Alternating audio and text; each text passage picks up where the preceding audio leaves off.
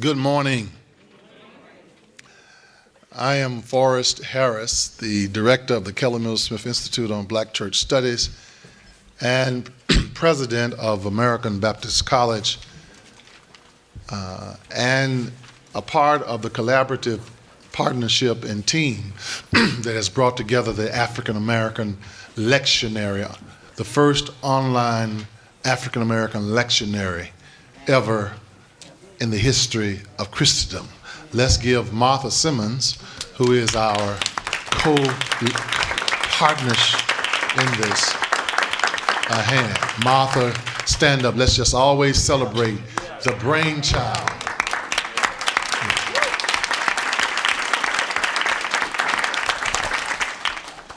My task this morning is to introduce the facilitator for this rich panel discussion. The word for religion, the root Latin word, is the word ligare, ligament that holds muscle tendons together. And when muscle tendons are torn, the ligament is torn, it can't hold together what is important in the body. Religion's supposed to hold things together. And there have been persons among us in the history of the black preaching tradition who have the prophetic voice and vision to hold important understandings of God and our humanity together. J. Alfred Smith, pastor emeritus of the Allen Temple Baptist Church in Oakland, California, a broad dossier of accomplishments as it relates to social justice, as it relates to representation and witness in the world. One who was with us 20 years ago in this same spot, who helped us launch the national dialogue on what it means to be black and Christian. And God has preserved him in his voice and his witness, a scholar, an author, a writer, a precise interpreter of the black religious experience and African American struggle. We are pleased to introduce him as a facilitator of this panel discussion. Let us welcome the Reverend Dr. J. Alfred Smith.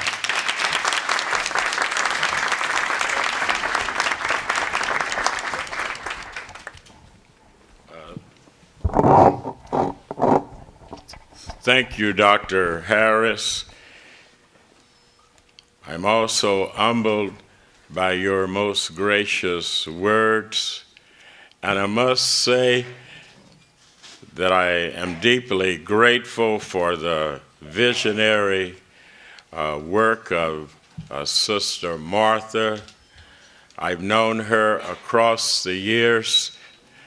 She hails from the West Coast, the city of San Francisco, that great city where the sun of summer seldom sets or the frost of winter seldom comes.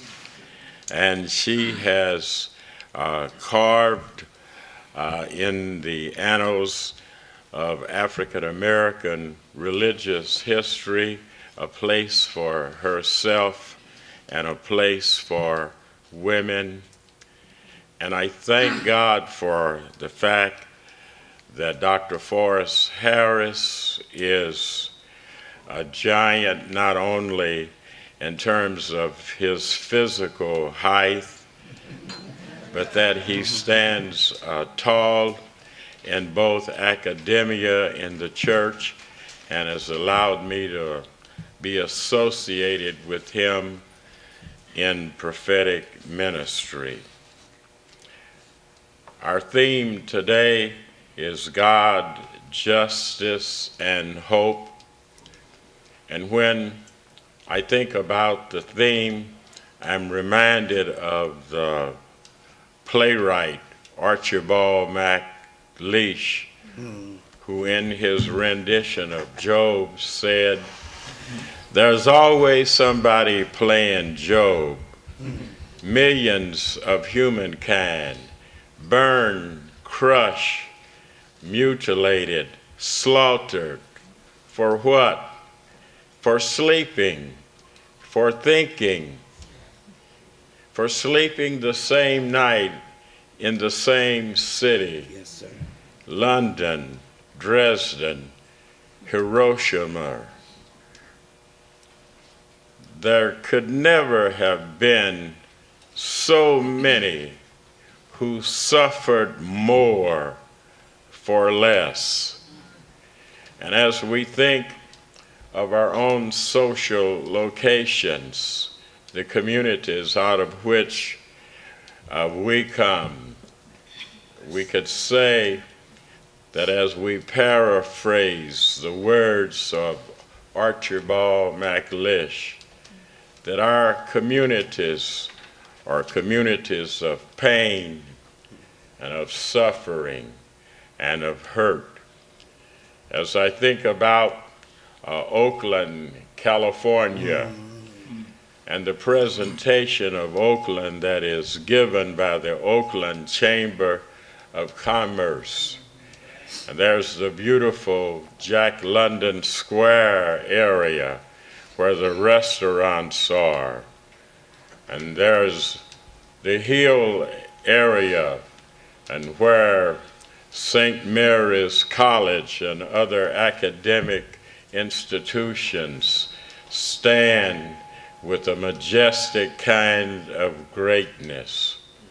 But little is said about the Oakland flatlands, where violence is prevalent and where people are living below poverty scales, and where foreclosures and predatory lending have taken the soul of our people, and so many of them live oppressed, and they live with injustice and hopelessness. But today, a very able panel will discuss God, justice, and hope. And I want to thank the program committee for bringing about a symbiosis of younger intellectuals of the church with the more seasoned intellectuals. What a beautiful symbiosis. Let's give God, the committee, and them a big hand.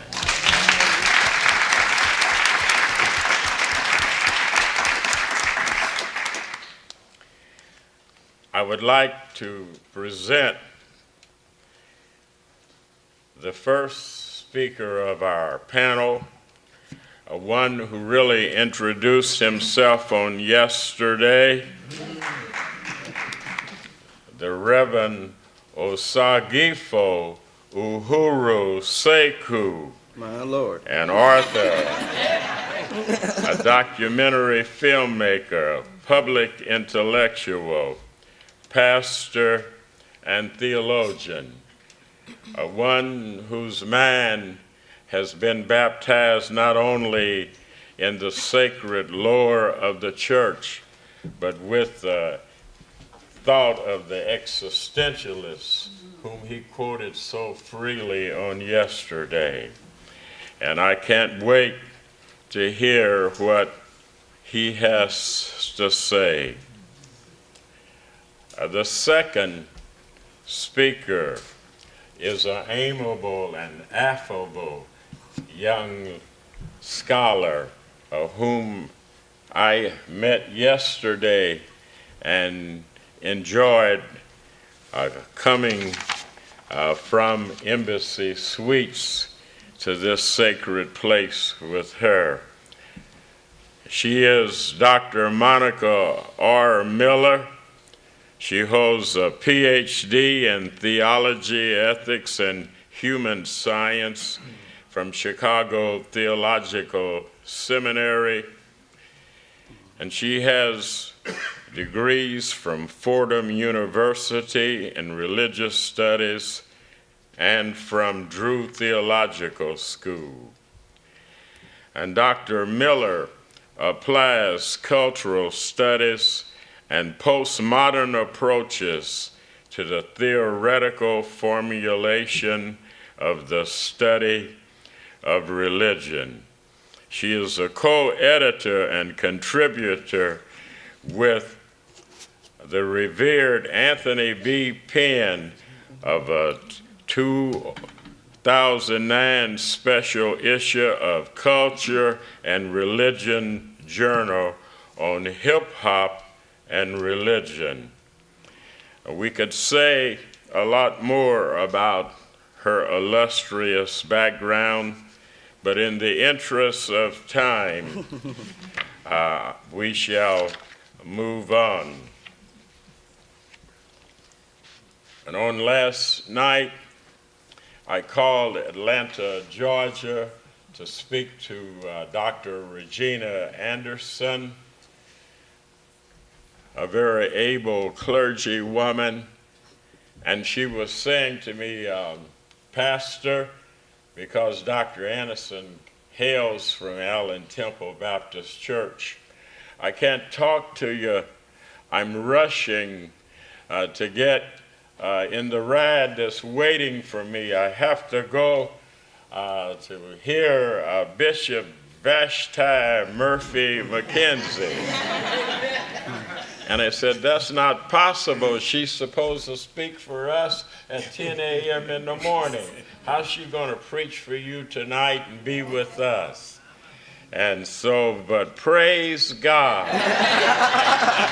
she's here. And we could say a great deal about her, but I want to remind us that we're in the presence of living history because the year 2000 represents the first time in the over 200-year history of the AME Church in which a woman had obtained the level of the Episcopal office.